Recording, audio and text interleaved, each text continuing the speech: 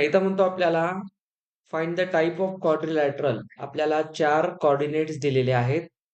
तर आपण एक कोणताही क्वाड्रिलॅटरल अझ्युम करू. कोणताही असेल, आपल्याला ते माहिती नाही. आपल्याला त्याची टाइप ठरवायची आहे. आपण तात्पुरता आर्बिट्ररी काढू कोणताही एक. त्याचे व्हर्टायसेस घ्या ABCD. पॉइंट्स दिलेले आहेत -4, -2. हे घ्या. हे सगळे कोऑर्डिनेट्स घ्या. आणि 2, 3. आता आपल्याला काय म्हणतो सिरियली जॉईन केलं म्हणजे असं ABCD या पद्धतीने. तर हा कोणत्या टाईपचा क्वाड्रिलॅटरल आहे सांगा. आता कोणत्या टाईपचा आहे म्हणलं तर टाईप तर भरपूर आहेत क्वाड्रिलॅटरलच्या. तर अशा क्वेश्चन्स मध्ये एक आधी डोक्यात ठेवायचं, टाईप जी निघेल ती निघेल. आधी या सगळ्यांचं डिस्टन्स काढून घ्या आणि त्याच्यानंतर यांचे स्लोपही काढून घ्या. ठीक आहे. स्लोप काय ठरवतं? पॅरलल आहे की नाही. स्लोपचा काय कॉन्सेप्ट होता? ज्यांचे स्लोप सारखे ते पॅरलल आणि डिस्टन्स सारखा असेल तर ते कोणतं डिस्टन्स सारखं आहे? ऑपोजिट सारखा आहे का सगळ्या साईडचे डिस्टन्स सारखे आहेत? हे पण आपण पाहतो. तर याच्यामध्ये 2 क्वांटिटी आपल्याला चेक करायच्या. पहिल्यांदा आपण काय करू? डिस्टन्स AB काढू. ठीक आहे. Distance AB. तर डिस्टन्स फॉर्म्युला लावा. बघा AB मध्ये x2 मायनस x1. बघा x2 आहे मायनस मायनस प्लस होईल. x1 plus y2 minus y1 -7 + 2 चा स्क्वेअर. तर इथून बघा हा होतो 1 चा स्क्वेअर 1 -5 चा स्क्वेअर 25. हे डिस्टन्स झालं √26. AB चं झालं. सिरियली काढून घ्या. AB नंतर BC घ्या. प्रत्येकाचं डिस्टन्स काढा कारण आपण त्याशिवाय ठरवू शकत नाही. 3 मायनस मायनस +3. बघा इथे -2 + 7. आता या डिस्टन्सला या. इथे झाला 9, 81. इथे झाला 25. ठीक आहे. हे किती आहे? हा 6 आहे ना, 81 नाही. सॉरी 36. 36 आणि हे झालं. हे किती येते? 61. ठीक आहे. √61 हे. आता डिस्टन्स CD काढून घ्या. CD 3 - 2 x2 - x1 y2 - y1 -2 -3. लक्ष दिलं तर इथंच अभ्यास होतो. हा 1 आणि हा 25. बघा हा √26 येतोय. लागली जोडी? ऑपोजिट आहे बघा. छान. आता डिस्टन्स AD काढून घ्या. 2 मायनस मायनस म्हणजे इथं झाला 2 + 4 3 + 2 दिसलं? तेच आलं बघा. इथे आला 6 चा स्क्वेअर 36 आणि हा 25. हा आला √61. म्हणजे बघा हे 2 सेम आहेत. त्याच्यावर आपण काय म्हणू शकतो? Opposite sides are equal. आता ऑपोजिट साइड्स इक्वल आहे. त्याच्यावर आपण डायरेक्ट तर नाही टाईप ठरवू शकत. कारण पॅरलेलोग्राम होण्यासाठी पॅरलल होण्याची गरज आहे. तर नुसते सेम राहून काय करता? आता मी एक असा सेगमेंट काढला आणि एक असा काढला. ते इक्वल राहू शकतात ना. पण काय पॅरलेलोग्राम थोडी होईल. त्याच्यामुळं फक्त इक्वल साइड्स आहेत यावर आपण टाईप नाही ठरवत. मग आपल्याला ही एक कंडिशन झाली. आता आपण यांचं काय करणार? स्लोप काढणार. बघा नाव finding slopes of opposite sides. जर इक्वल झाले ऑपोजिट साइड मग रेक्टँगल बनता येत नाही. रेक्टँगल कोणत्याही क्वाड्रिलॅटरलला आपण जे लहानपणी प्रॉपर्टी शिकलो त्यामध्ये रेक्टँगल म्हणण्यासाठी काय कंडिशन आहे? अँगलची कंडिशन आहे. राईट अँगल असल्याशिवाय म्हणता येईल का? साइड सेम आहेत. फक्त चारही साइड सेम जर असतील तर तुम्ही त्याला डायरेक्ट स्क्वेअर नाही म्हणू शकत. हे डोक्यातून काढून टाका. चारही साइड सेमचा अर्थ खूप खूप खूप झालं, खूप झालं तर त्याला रॉम्बस म्हणा. ऑपोजिट साइड सेम असतील तर त्याला तुम्ही पॅरलेलोग्राम, रेक्टँगल नाही म्हणता येत. रेक्टँगल किंवा स्क्वेअर राईट अँगलची कंडिशन चेक करावी लागते. असा अर्धवट आन्सर नाही द्यायचं, मग ते स्टार क्वेश्चन आहे. तुम्ही त्याला एवढंच करून जर पॅरलोग्राम आहे म्हटलात तर तुमचं इनकम्प्लीट आन्सर आहे. हे म्हणजे ह्याच्यावरून तुम्ही मला opposite sides are equal me rectangle नाही म्हणू शकत का? म्हणू शकतो. पण राईट अँगलची कंडिशन तिथे कंपल्सरी असते. आणि तुम्ही स्लोप वरून राईट अँगल कसं काढणार? स्लोप नॉट डिफाईन्ड म्हणजे राईट अँगल असते. अरे बाबा, असं पण असू शकते ना. म्हणजे का वाय ऍक्सिस वर आहे का? नाही, त्यासाठी मी तुम्हाला परपेंडिक्युलर लाईनच्या स्लोपचे कंडिशन शिकवली आहे. तसा क्वेश्चन तुम्हाला 11वी-12वीला येतो. तिथं काय होती कंडिशन? M1 M2 चं प्रोडक्ट -1 आलं पाहिजे. जर तुम्ही याचा स्लोप काढला AB चा आणि AD चा आणि यांच्या स्लोपचं जर प्रोडक्ट -1 आलं तर तुम्ही त्याला राईट अँगल म्हणू शकता. कळाले? मी तुम्हाला दाखवतो, ती पण गोष्ट दाखवतो. चला आता इथे आपण AB चा स्लोप काढू. AB चा स्लोप. ठीक आहे. याला वापस घ्या.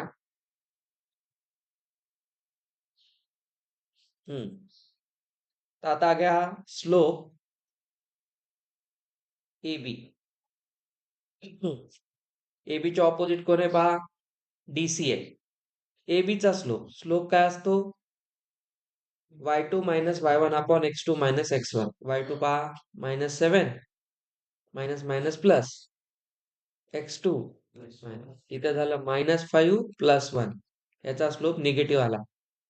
AB चा स्लोप निगेटिव्ह आहे. स्लोप निगेटिव्ह कसा काढतात? म्हणजे त्याने एक्स ऍक्सिस सोबत ऑब्ट्यूज अँगल केलेला असतो. ठीक आहे. आता आपण ही जी डायग्राम काढलेली आहे ही स्केल वाली डायग्राम नाही किंवा ऍक्च्युअल तुम्ही कोऑर्डिनेट्स घेऊन काढलेली डायग्राम नाहीये. हे समजून घ्या. चलो, स्लोप AB झाला. आता स्लोप तुम्ही DC पण चेक करा खाली. DC काय येईल? 3 minus minus plus y2 minus y1 x2 minus x1. बघा 5 खाली -1 आला निगेटिव्ह 5. ऑपोजिट साइडचे स्लोप सेम झाले. पेअर वाईज चेक करा. याला 1 2 म्हणा. आता स्लोप कोणता घ्या? BC. BC घ्या. चला BC -2 प्लस 7 होईल. 3 प्लस 3 होईल. किती होतोय? 5/6. BC च्या ऑपोजिट कोण आहे? AD. AD चा स्लोप घ्या. D आणि A 3 प्लस 2 व्हायलाय. मायनस मायनस प्लस 2 प्लस 4 होत आहे. बघा 5/6 आहे. ही पण पेअर आहे. तर इथं तुम्ही काय म्हणू शकता? Slope of opposite sides are also equal.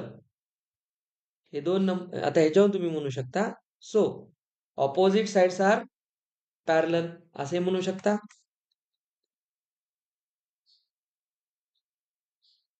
Star question एवढा तर तुम्हाला 4 मार्कला विचारतील. त्याच्यावरून लक्षात घ्या तुम्ही काय काय डोकं लावलं.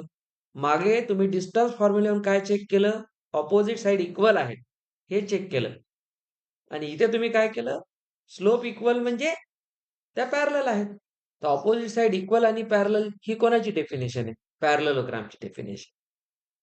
आपण ह्याच्यावरून म्हणू शकतो hence quadrilateral ABCD is a parallelogram. आलं समजलं? या दोन गोष्टी केला तरच ह्याचे फुल मार्क मिळतील. तुम्हाला बाकी सगळं लिहायचंय y2 मायनस y1 ते मांडून लिहायचं. मी लिहिलं तसं शॉर्टकट लिहायचं नाही. मी नेहमी सांगायलो मी इथं फास्ट करून लिहित असतो. तुम्ही आपलं डोकं लावायचं नाही तिथं. तिथं पूर्ण लिहायचं प्रॉपरली सुंदर अक्षरात लिहायचं. आपण फीस भरलेली असते बोर्ड पेपरची. खूप पानं मिळतात आपल्याला. मस्त लिहायचं. तिथं कंजूसी करायची नाही. फीस भरली असेल ना? हा. का म्हणलात माझी ओळख आहे मला फुकट होते. आता इथं बघा 5 कॉंग्रॅन्ट पार्ट्स आठवते ट्रायसेक्शन रात्री शिकलोय. करा बरं हा क्वेश्चन. आपल्याला इथे काल रात्रीच पाहिलेल्या कॉन्सेप्टवर आधारित क्वेश्चन आहे. काय म्हणतो क्वेश्चन? एक लाईन सेगमेंट. तो लाईन सेगमेंट कोणाला जोडतो? बघा इथे म्हणतो PQRS सच दॅट PQRS आणि इथे 2 पॉइंट दिलेत Q आणि S दिलेला आहे. ठीक आहे, उलट पालट काम केलंय ना फक्त. तर आपल्याला घ्यायचं आहे ए, मग पी, क्यू, आर, एस आणि बी. फक्त आपल्या कालच्या क्वेश्चन मध्ये आपण हे दोन देत होतो, आठवते? कोपऱ्याचे दोन घेत होतो आणि मधले कुठले तरी काढत होतो. आता यानं फक्त रिव्हर्स गेम केलेला आहे. इथे बघा कोण आहेत, पी, क्यू, आर, एस, हे चार आहेत. तर क्यू आणि एस दिले आपल्याला. क्यू किती आहे, 12, 14 आणि एस आहे 4 आणि 18. तुम्ही नीट पहा. आर याचा मिड पॉइंट आहे, तर आर तुम्ही मिड पॉइंट ने काढू शकता, x1 y1. ठीक आहे. आता हा जर मिड पॉइंट ने आला तर हे दोन माहीत झाले, त्या मिड पॉइंट ने कोण येईल, पी येईल. बघा या तिघांचा विचार करा आणि या तिघांवरून बी निघतो आणि मग या तिघांवरून ए निघतो. तुम्हाला कुठंच सेक्शन फॉर्म्युला लावायची गरज नाही तसं पाहिलं तर. एपी आरबी विचारले ना, तर पहिल्यांदा घ्या पहिल्या केसमध्ये मिड पॉइंट फॉर्म्युला. कोणाचे कोऑर्डिनेट्स, आर. आर कसा आहे तो, x1 प्लस x2 बाय 2. इथे y1 प्लस y2 बाय 2. कळलं? तर इथून आर किती येतो बघा, हे झाले 16/2 8, 32/2 16. म्हणजे हा आला, हा झाला 8 16. मिड पॉइंटने आला. छान. आता हा जर मिड पॉइंटने आला आणि हा पण आला, तर तुम्ही आता कुठलाही एक काढू शकता, काही अडचण नाही. आता कोणाला घ्या, P Q R. P dash Q dash R. इथं मिड पॉइंट लावा क्यूचा. क्यू परत काय येईल, याला म्हणा x2 y2. आता पी आणि आर च्या बद्दल घ्या, क्यू मिड पॉइंट आहे, तर इथून काय येईल, x2 प्लस 8 दिसते बाय 2 आणि इकडून y2 प्लस 16 बाय 2. सर आता कसं काढावं, क्यू माहिती आहे ना आता, 12 14. तर याला ऍज इट इज लिहा.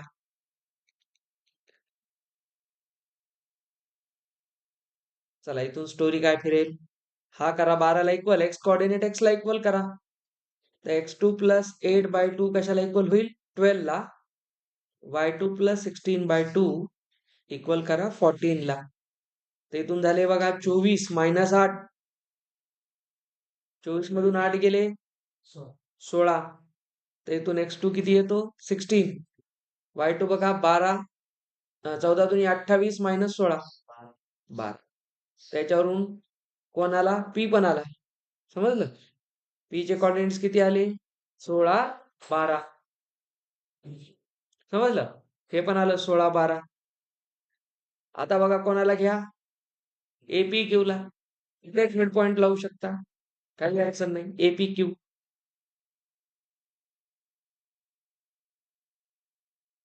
एपी क्यू मिड पॉइंट कोण आहे, पी आहे, 16 12.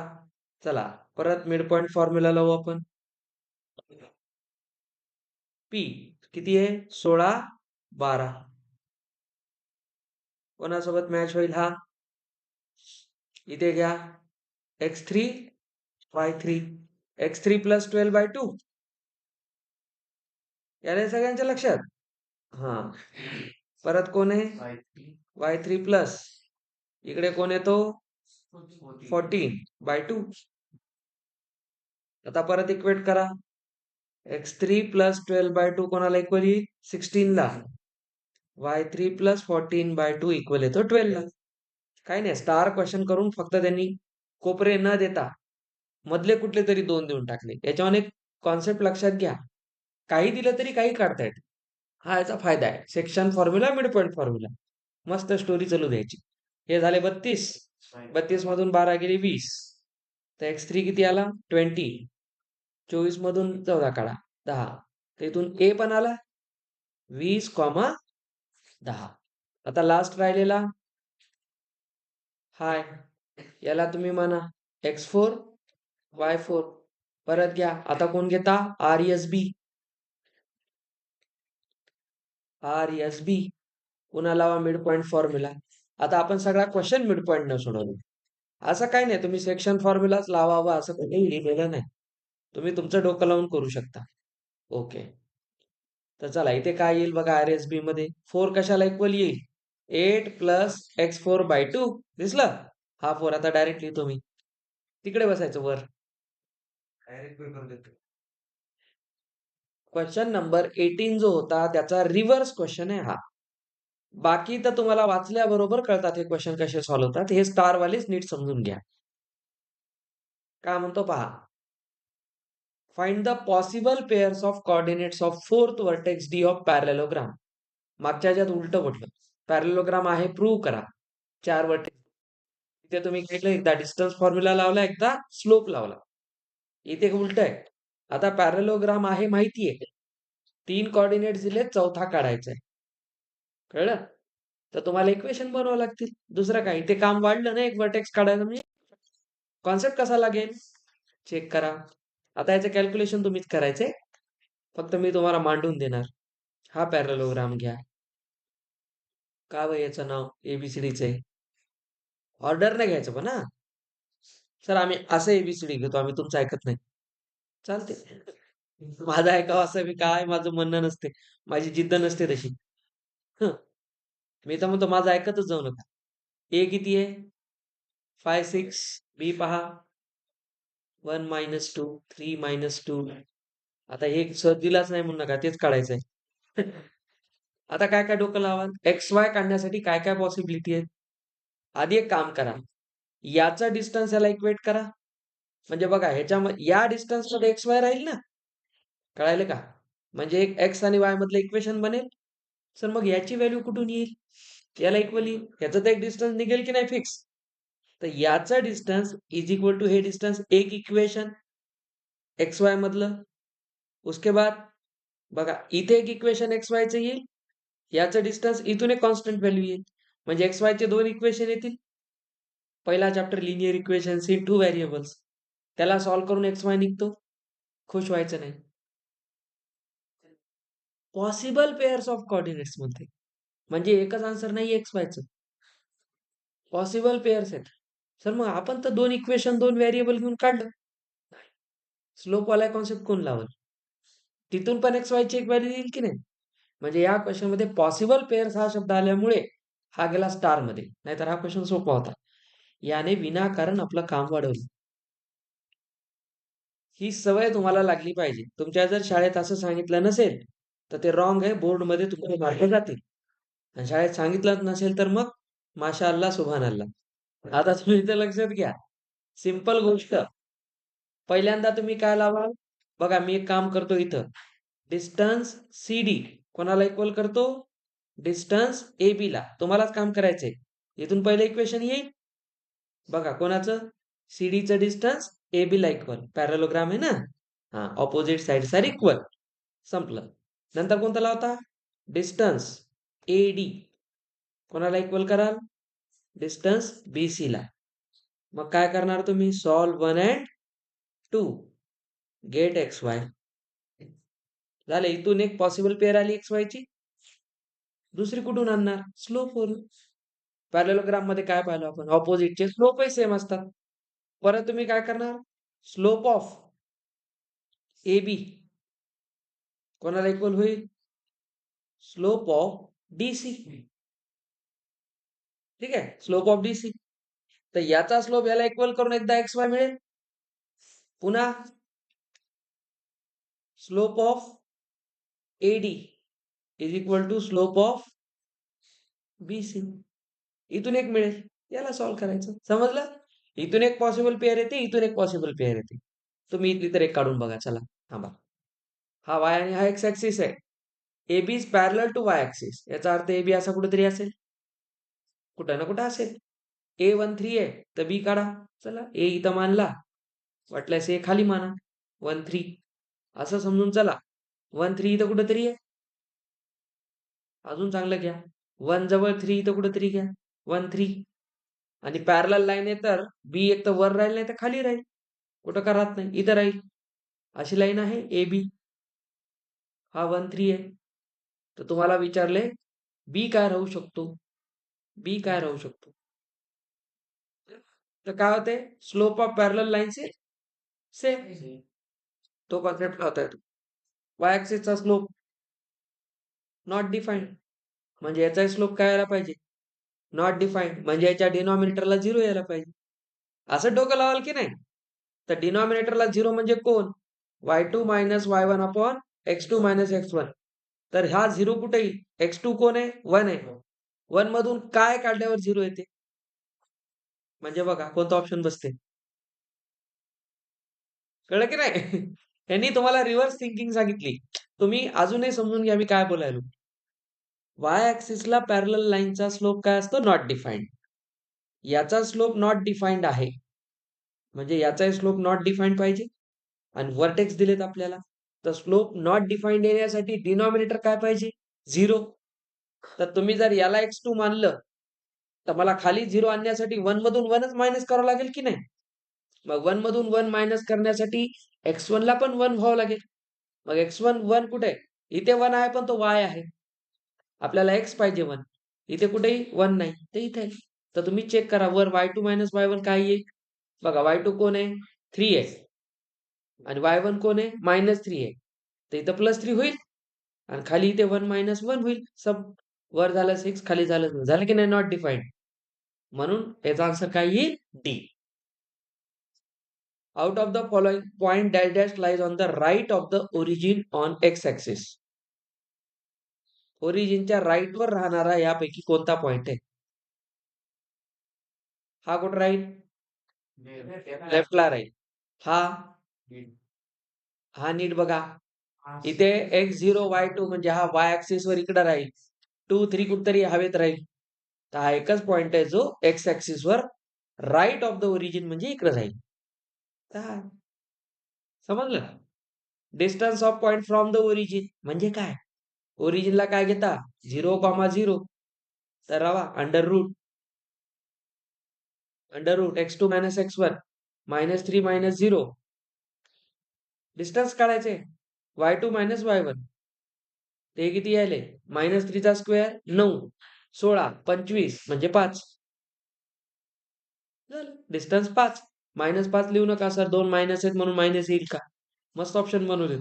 तर डिस्टन्स कधी निगेटिव्ह नसते, कळलं. तर 5 यायले यायले म्हणून आनंदात त्याला टिक करायचं नाही, तो निगेटिव्ह आहे. Distance is never negative. आणि याचा स्लोप किती येते, tan 30. कळलं. MCQ आहेत पण छान आहेत. कोलिनियर कसं ठरवायचं काल शिकवलं होतं. आता इथे तुम्हाला असं फिक्स दिलं का डिस्टन्स न काढा किंवा स्लोप न काढा, तुमच्या मनावर आहे. मी काल सांगितलं होतं सोपी मेथड स्लोपची आहे. काय करा, एबीचा स्लोप काढा, बीसीचा स्लोप काढा, एसीचा स्लोप काढा, सगळ्यांचे स्लोप इक्वल येतील. बघायचा स्लोप काय येईल, y2 मायनस 1. शाळेत जाऊ दे, तुम्हीच करा. डेसिमल मध्ये आहे ना, फक्त तुम्हाला कॉन्सेप्ट तर कळला ना काय करायचं. Find the coordinates of mid point. ह्याचे मिड पॉइंट काढणं x1 plus x2/2. Ratio mn काढायचा, काल शिकवलंय रेशो काढायचे, क्वेश्चन केले आपण. तुम्हाला फक्त हिंट द्यायलो काय करायचं. एक्स ऍक्सिसचा पॉइंट काढा जो इक्विडिस्टंट आहे, एक्झरसाइज मध्ये जा.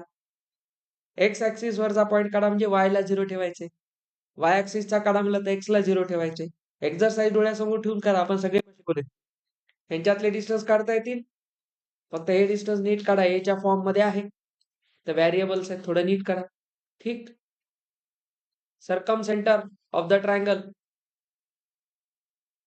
सरकम सेंटर काय असते, परपेंडिक्युलर बायसेक्टरचा इंटरसेक्शन. हा चांगला प्रश्न आहे. 7th मध्ये बघा, तुम्हाला एक ट्रायंगल दिलाय. सरकम सेंटर म्हणजे काय, याच्या वर्टेक्स मधून जाणारा सर्कल घेतला, याच्या सेंटरला म्हणतात सरकम सेंटर. परिकेंद्र. 9th स्टँडर्डला इन सर्कल सरकम सेंटर काढून पाहिले होते की नाही, कुठं पाहिली होती की कोणत्या ग्रहावर. आता बघा इथे तुम्हाला याचे कोऑर्डिनेट्स काढायचे. अब ये सरकम सेंटर क्या होता है, सरकम सेंटर असतो perpendicular बायसेक्टरचा intersection.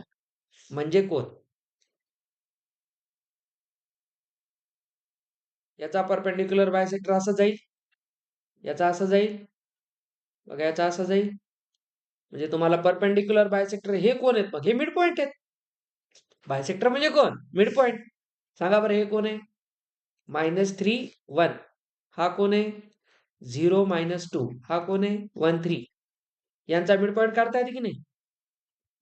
x2 plus x1 bye 2 किती व्हायले? -3 प्लस 0 -3 तर हा किती आले?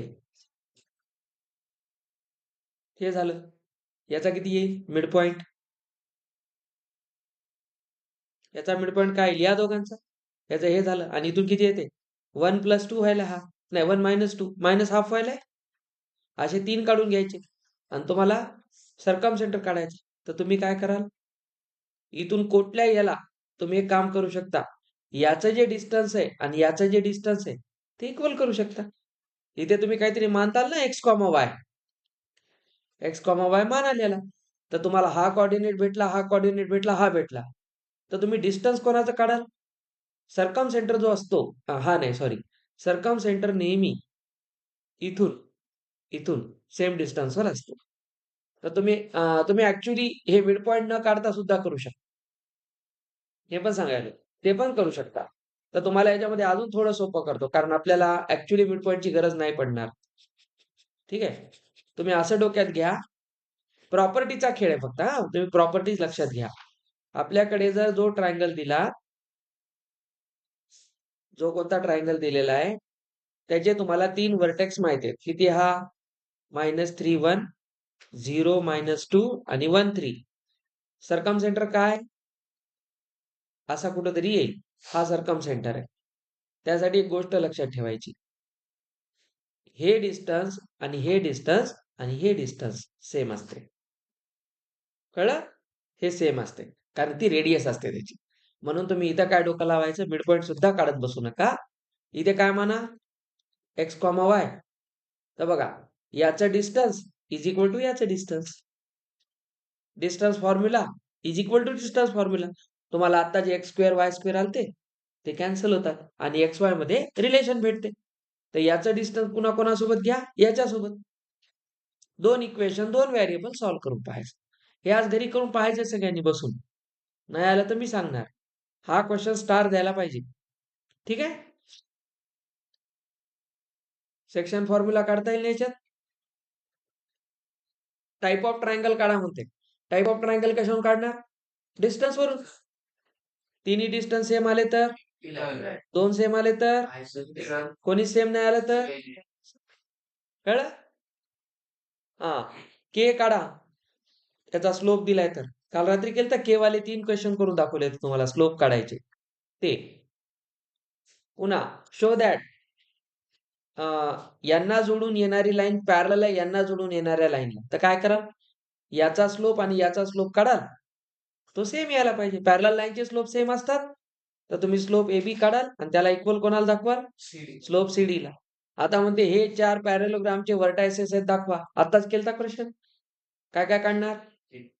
ऑपोजिट साइड इक्वल दाखवणार आणि स्लोप सेम दाखवणार. संपलं काम. बघा हा एक 4 पॉइंट पासून बनवलाय तो रेक्टँगल आहे दाखवा. तर रेक्टँगल साठी काय डोकं लावणार? त्याच्यात एक काम करायचं. ऑपोजिट साइड सेम दाखवायच्या आणि रेक्टँगलची दुसरी प्रॉपर्टी काय असते? Diagonals are equal. Diagonals bisect each other. ठीक आहे. आणि इक्वल असतात. डायगोनल्स इक्वल कोणाच्या असतात? रेक्टँगल आणि स्क्वेअरच्या. बाकी कोणाच्याच असतात. ठीक आहे. तर तुम्ही एक काम करणार. तुम्ही असा एक PQRS काढणार. तुम्ही काय दाखवणार? PQRS मध्ये PQ चा डिस्टन्स, RS चा डिस्टन्स सेम. पुन्हा PS चा डिस्टन्स, QR चा डिस्टन्स सेम. ही झाली कंडिशन. म्हणजे 4 डिस्टन्स फॉर्म्युले लावणार. मग डिस्टन्स PR आणि QS पण काढणार. हे सेम यायला पाहिजे. तर ऑपोजिट साइड्स आर इक्वल येते आणि डायगोनल्स आर इक्वल. तर ही कंडिशन कोणाची असते? रेक्टँगलची. सर ती तर स्क्वेअरची पण असते, पण स्क्वेअरच्या सगळ्या साइड सेम असतात. कळलं? हा पण क्वेश्चन छान आहे. ट्राय करून पहा. कळलं? 7th आणि 11th. लेंथ ऑफ मीडियन काढायचं. लेंथ ऑफ मीडियन म्हणजे काय? सेंट्रोइड काढावं लागेल की नाही? शो दॅट बघा find the length of medians of triangle. मीडियनची लेंथ काढा म्हणते. हा ट्रायंगल घ्या. मीडियन कोण आहे? This distance. तर तुम्हाला ही जर लेंथ काढायची, ही पण लेंथ काढायची आणि ही पण लेंथ काढायची. तर तुम्ही आधी काय करा? सेंट्रोइड काढाल की नाही? सेंट्रोइड काढल्यावर लेंथ कशी निघते? तुमच्याकडे बघा, हा एक पॉइंट राहतो आणि याच्यावरून हा पॉइंट निघतो निघतो की नाही? सेक्शन फॉर्म्युला लावून कराल की नाही 2:1. इथे मिड पॉइंट म्हणणं काय आला? हा मिड पॉइंट नाहीये. किंवा तुम्ही याचा मिड पॉइंट घेऊन हा काढू शकता. सेंट्रॉइड करायची गरज नाही. हा वर्टेक्स आहे. या दोघांचा हा कोण आहे? मिड पॉइंट आहे. बघा एकदा समजून घ्या. चेहऱ्यावर प्रचंड प्रश्न दिसतात. एकदम सोपा प्रश्न आहे. कुठे गेला ट्रायंगल? 13 नंबर. 13 नंबरला आपण इकडे घेऊ.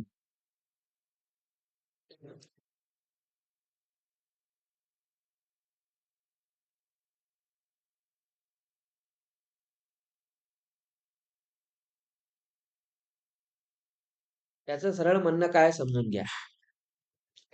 लेंथ ऑफ मीडियन्स काढायच्या. त्याने डिस्टन्स फॉर्म्युला भरपूर वेळा वापरायला सांगितलाय. काही अडचण नाही. आपण कुठलाही एक असा ट्रायंगल घेऊया. मीडियन्स काय असतात? मीडियन्स असतात line segment joining the mid points. याचा मिड पॉइंट हा धरा. याचा समजा इथं आहे कुठला तरी आणि याचा समजा हा आहे. तर हा कोण आहे? AGOG.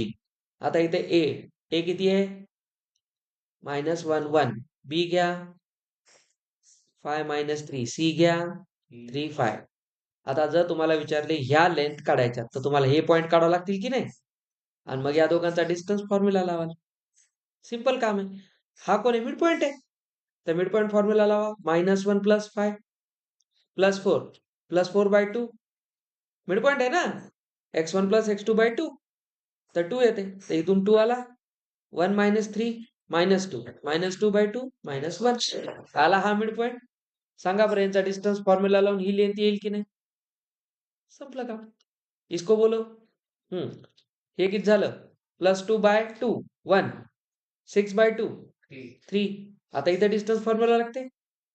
इसको याचं घ्या. 5 आणि 3 8. 8चा हाफ 4. इथे झालं 2. 2चा हाफ 1. आता इथे डिस्टन्स फॉर्म्युला कितीदा लावणार?